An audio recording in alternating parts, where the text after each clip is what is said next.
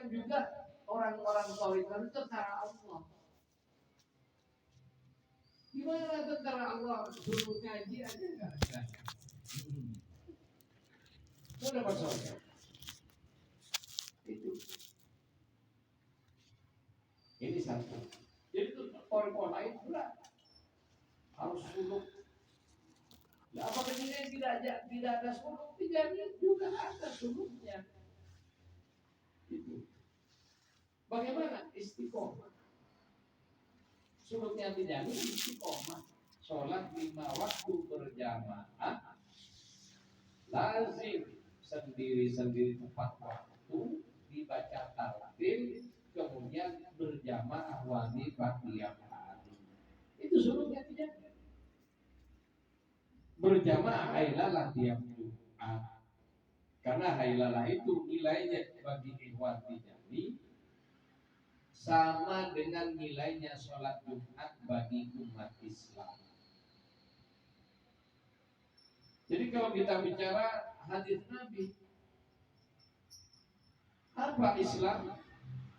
Nabi menyatakan bunyal Islam, Islam dibangun ala khamsati arkanin, dengan 5 rukun, 5 tonggak, 5 tiang. Di antaranya sholat 5 waktu, tidak disebut sholat Jumat.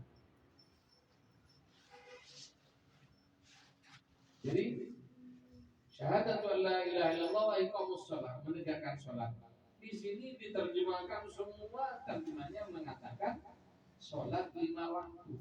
Sholat Jumat tidak disebut. Apakah gara-gara tidak disebut di hadis sholat Jumat tidak wajib? Ya wajib. Kenapa? Sholat Jumat timbul menjadi sholat wajib bagi mereka yang sholat 5 waktu. Lalu kalau yang 5 waktu tidak mengerjakan sholat Jumat tidak wajib. Ngerti maksudnya? Jadi wajib sholat Jumat bagi mereka yang istiqomah sholat 5 waktu. Wajib baca wazifah bagi mereka yang baca wirid lazim pagi sore. Wajib hailalah bagi mereka yang istiqomah lazim pagi sore dan wazifah tiap hari. Jadi seperti itu giliran. Aslinya wirid tijani yang 3 wirid lazim. Oleh karena itu baca wirid lazim jangan main-main. Itu. Jadi wirid lazim ini adalah puncak wirid tarekat tijani. Jadi wirid puncaknya wirid lazim. Sehingga wirid lazim di kalangan masyayikh menyebutkan adalah wirid tarqiyah. Jadi wirid tarqiyah, apa tarqiyah? Wirid pencerahan. Kalau pesawat ulang-alik. Tahu pesawat ulang-alik? Ada enggak dari Jakarta ke Surabaya pakai Perumbia ulang-alik yang untuk keluar angkasa? Ada? Jadi pesawat ulang-alik itu pesawat untuk keluar angkasa, bukan untuk pesawat bumi antar kota, antar negara, bukan. Dan itulah wirid tarqiyah. Bagaimana perjalanan batin kita dengan membaca lazim ini sudah naik ke hadrat Allah Subhanahu wa taala. Bukan hanya naik langit ketujuh, melewati langit ketujuh. Ada alam namanya alamul jabarut. Naik lagi ke alamul lahum. Itulah tempatnya, tempat berlabuhnya orang-orang yang sedang membaca wirid lazim. Itu tempat di mana Nabi menghadap kepada Allah untuk berlangsung dengan Allah Subhanahu wa taala. Di Allah. Itulah tempatnya wirid lazim. Cuma karena tidak ngerti, tidak pernah ngaji, baca wirid lazim sambil bermain. Baca wirid lazim sambil gendong anaknya, ada apa tidak? Baca wirid lazim, kok sekarang sinetronnya bagus sambil lihat sinetron. Oh ada berita bagus, wirid lazim sambil nonton berita. Dan ya kalau itu wirid yang ikhtiari, oke lah, tapi ya hilang keutamaan. Kenapa? Yang jelas antara wiridan dengan pikirannya kemana? Sehingga mulutnya baca selawat, pikirannya dengerin berita atau yang lain. Ya, sama dengan nyetir mobil. Coba gimana nyetir mobil? Pikirannya ke tempat lain, tangannya menuju jalan. Kira-kira apa yang terjadi? Jadi ini para ikhwan rahimahumullah. Lah kita nyetir mobil aja harus fokus bagaimana kita menghadap kepada Allah, tidak fokus. Masuk akal enggak?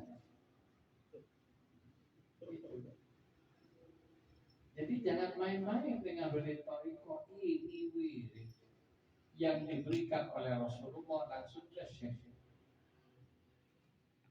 Dan boleh ditalkinkan kepada mereka yang minta dengan catatan siap patuh terhadap syarat-syaratnya toriko. Karena banyak ikhwan istiqomah baca wiridnya, tapi tidak istiqomah dengan syarat-syaratnya, tidak mau patuh. Saya tanya, kalau Anda kerja ada usaha bagus-bagus, tidak usah bilang kerja di kecamatan. Kerja di kantor kelurahan saja, datang ke kantor tidak pakai sepatu, boleh atau tidak? Tidak boleh. Ke kantor pakai sarung, tidak pakai celana, boleh atau tidak? Tidak boleh. Hah? Tidak boleh. Otomatis karena itu kantor resminya pemerintah, walaupun dia hanya pegawai honorer di situ, maka harus pakai seragam aparat desa. Benar apa tidak? Otomatis kalau pakai seragam, tidak ada ceritanya pakai baju seragam, pakai sandal jepit.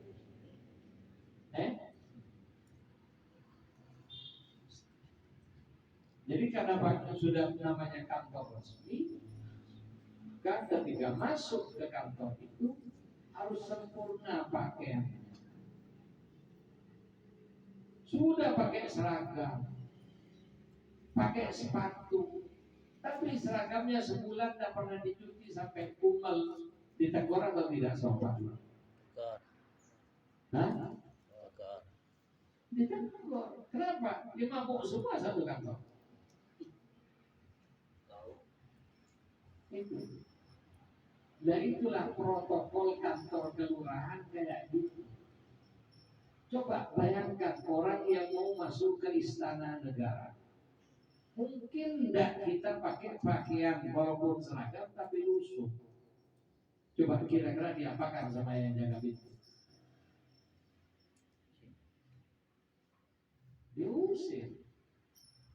Kenapa? Kalau sudah istana negara ada protokol istana yang jauh lebih ketat daripada protokol kantor-kantor yang lain. Kenapa? Bukan untuk presiden. Itu ada standar. Kalau bukan pegawai di situ harus bawa undangan. Ada apa datang di situ? Kalau atas inisiatif sendiri tidak bisa langsung nyolong hari itu juga harus mendaftarkan diri untuk jadi tamu presiden sampai dapat kartu masuk, dan sebelum itu dan waktunya juga ditentukan. Sebelum itu tidak bisa. Nah seperti itu mau jadi tamunya presiden aja ada protokol. Dan bagaimana mau jadi tamunya Allah tidak pakai protokol? Memangnya presiden lebih mulia dari Allah? Coba. Saya kalau presiden tidak pernah ketemu, tapi kalau dengan wapres dua wapres saya pernah diajak bertemu dengan beliau-beliau.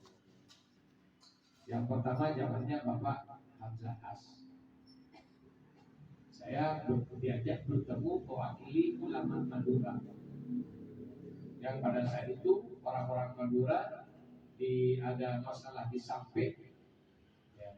Kemudian jadi pengungsi di Pontianak, kemudian para pengusaha Pontianak ingin mengajukan proposal mau ketemu presiden, ya untuk melengkapi itu harus ada tokoh masyarakatnya. Saya didahulukan untuk menjadi tokoh masyarakat Madura untuk menemui wakil presiden. Zamannya Bapak Yusuf Kalla juga saya pernah diajak ke sana untuk dalam oleh seorang kiai yang ingin mengajukan beberapa proposal kepada wapres pada saat itu.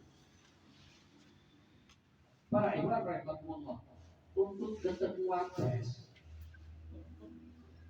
padahal bukan saya yang berkepentingan. Kemudian pernah juga atas kepentingan mereka, bukan kepentingan saya pribadi. Karena Pak Hamzah As waktu itu mau mantu, nikahan anaknya diinginkan nikah di Masjid Haram. Saya ditunjuk untuk menjadi penghulunya. Karena ketika itu sama sih di travelnya Garuda. Jadi mau pakai travel kita, kemudian saya diminta untuk jadi penghulunya menikahkan. Coba yang butuh siapa ini? Presiden, wapresnya atau saya? Wapres. Karena mau menghadap wakil presiden tetap ada protokol. Bagaimana protokolnya? Pertama, di pintu pertama harus lewat metal detektor. Semua yang kalau bawa benda mengandung logam ketahuan. Kalau dia benda terlarang, harta ketokan kuku harus ditinggal. Apalagi gunting, ketokan kuku aja nggak bisa. Nah ini untuk ketemu wapres kayak gitu. Kemudian HP masih boleh dibawa, tapi begitu masuk ke dalam ruang pertama, pintu berikutnya ada metal detektor lagi. Bagaimana? HP harus ditinggal di situ. Ini mau ketemu wapres kayak gitu.